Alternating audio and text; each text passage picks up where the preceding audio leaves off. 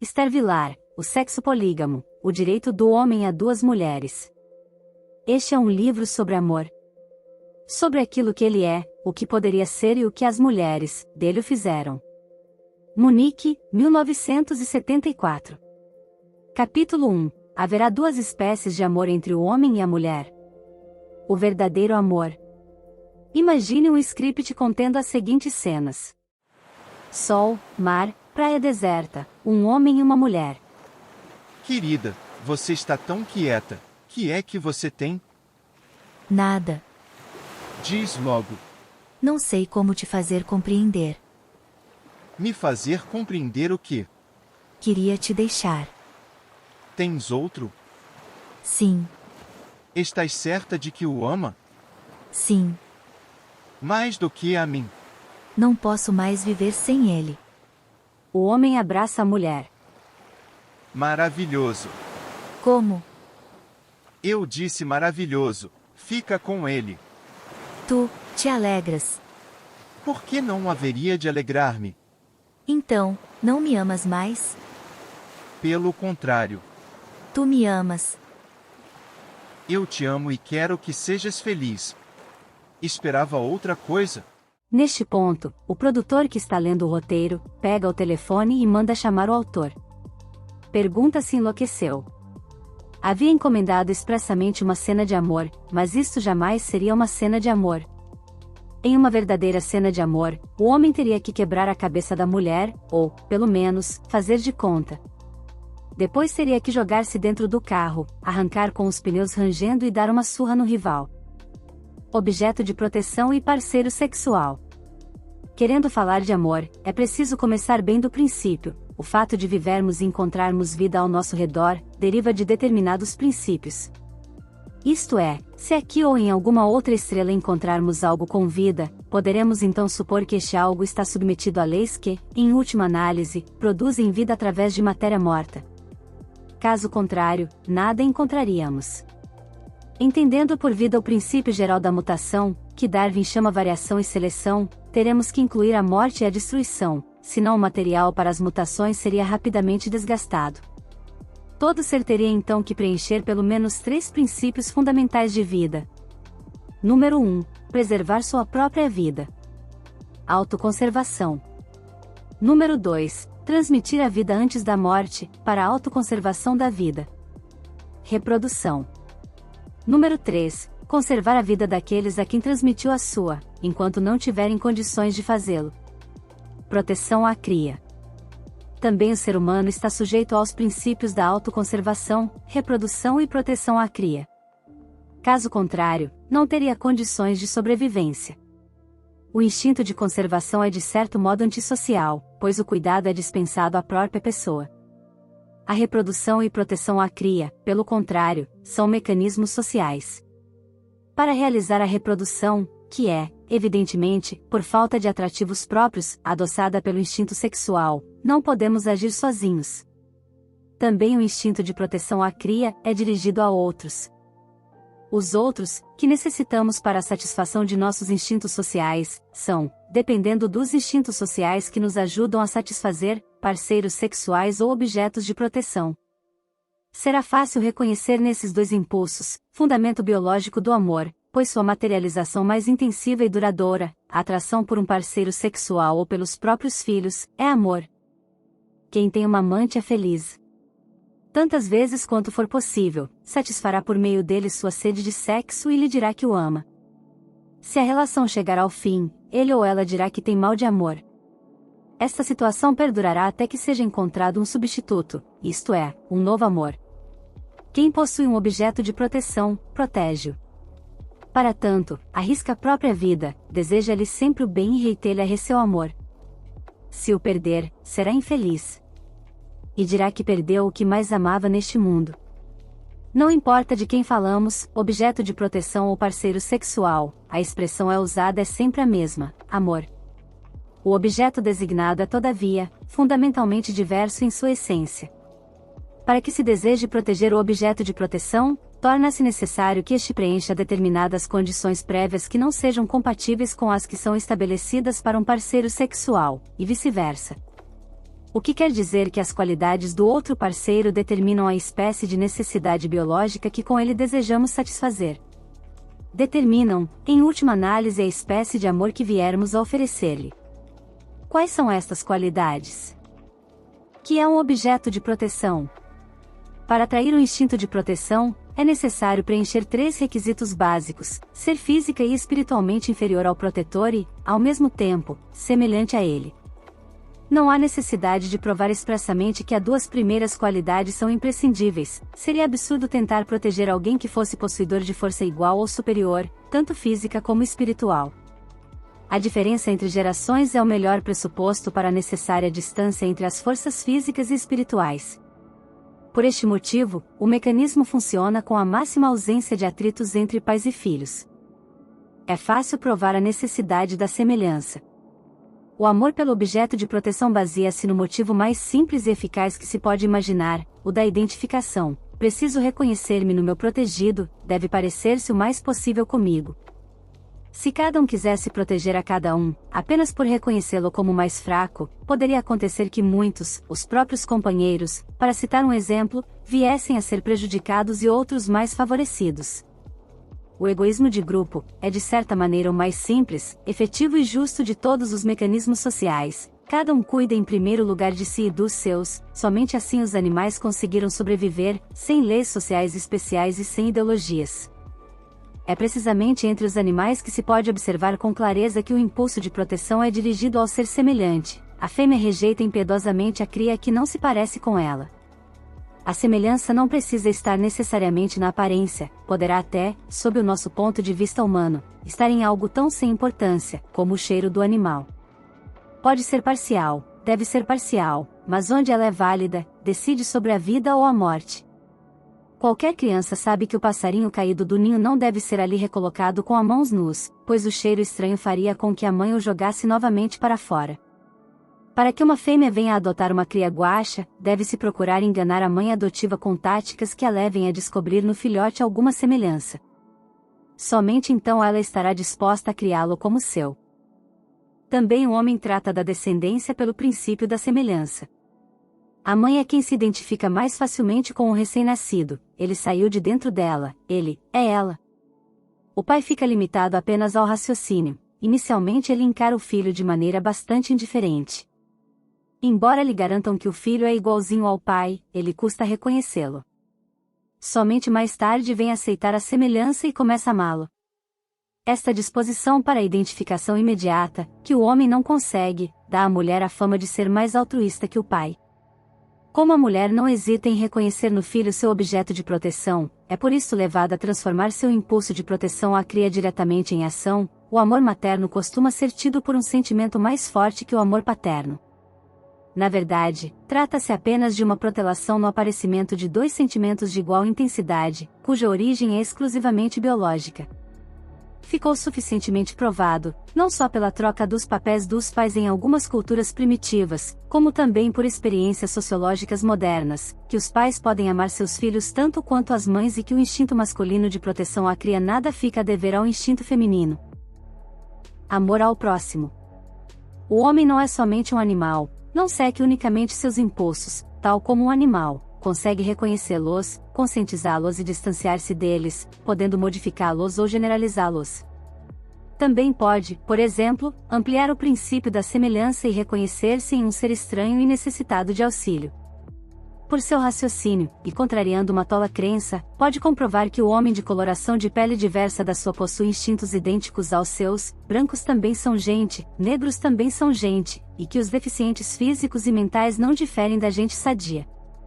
Esta humanização do instinto de proteção à cria, que somente é possível, no ser humano, é o amor ao próximo. Portanto, o amor ao próximo é, por extensão, instinto cultivado de proteção à cria. O amor ao próximo é garantido apenas imperfeitamente pelos instintos. Falta-lhe a semelhança biológica com o objeto de proteção. Não há nada lógico, portanto, que se lhe dê proteção. Às vezes, é necessário muita persuasão e considerável autodomínio para que se engane o primitivo instinto de nivelamento.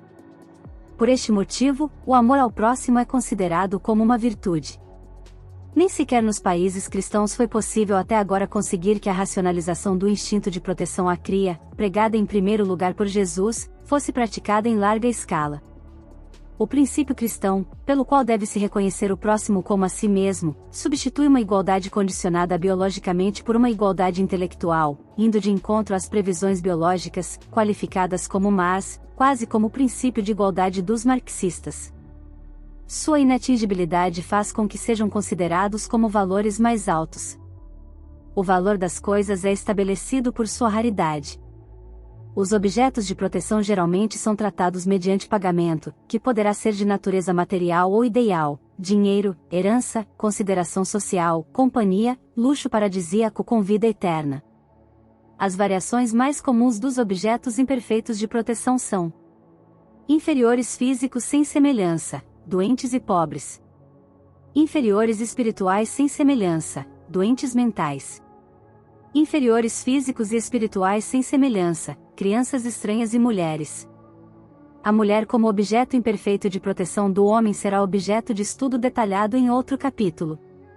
Ainda deve ser mencionada aqui mais uma variação dos objetos de proteção, que seria perfeita se não pertencesse a uma espécie não humana. Os psicólogos estão convencidos de que os cachorros são escolhidos pelo dono seguindo um princípio de identificação, isto é, pela semelhança.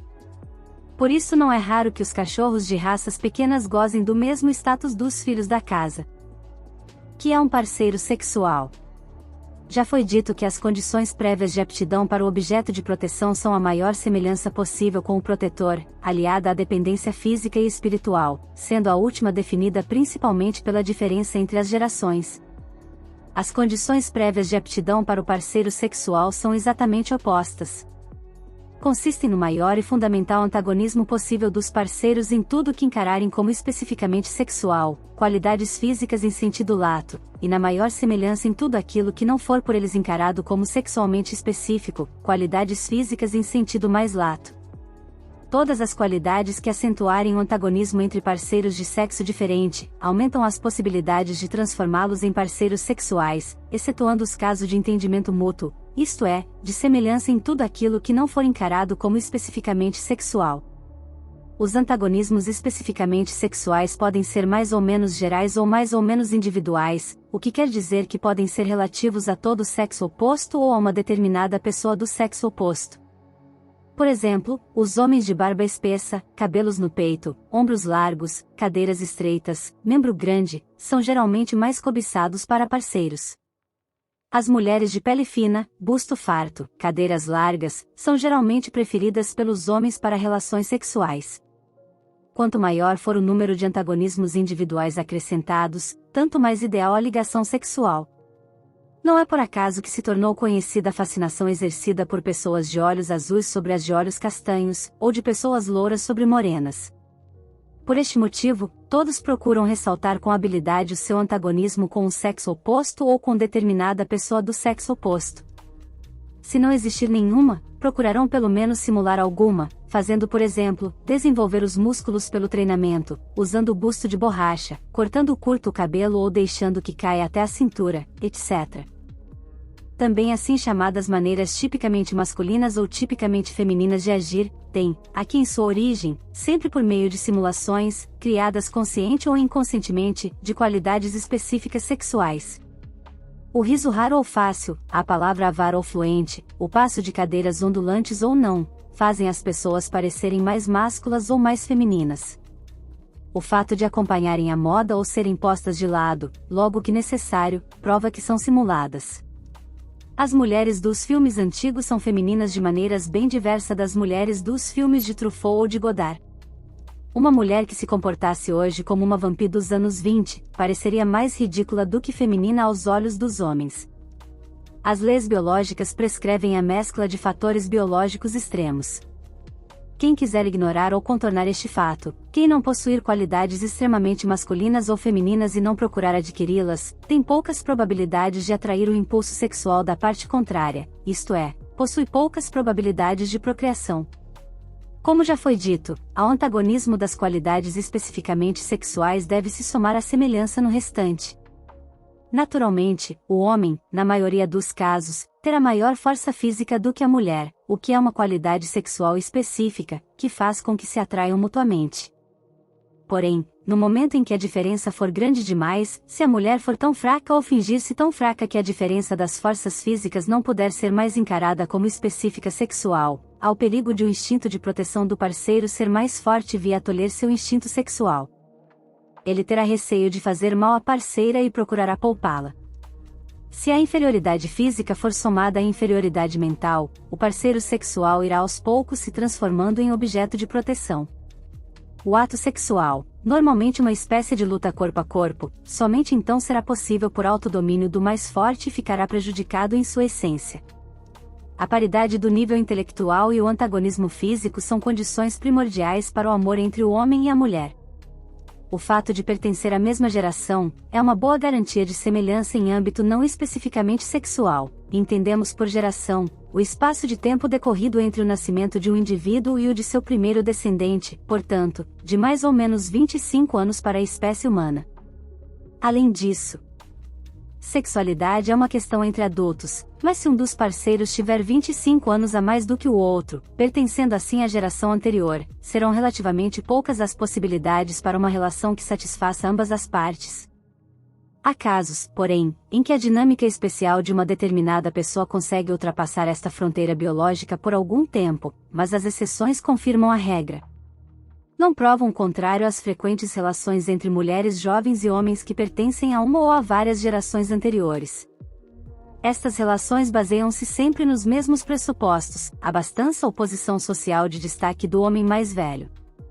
Se algum mecanismo biológico jogasse as mulheres jovens e atraentes nos braços dos homens mais velhos, então também um pobre velho inativo poderia ocasionalmente ser escolhido para casar-se com uma jovem rica.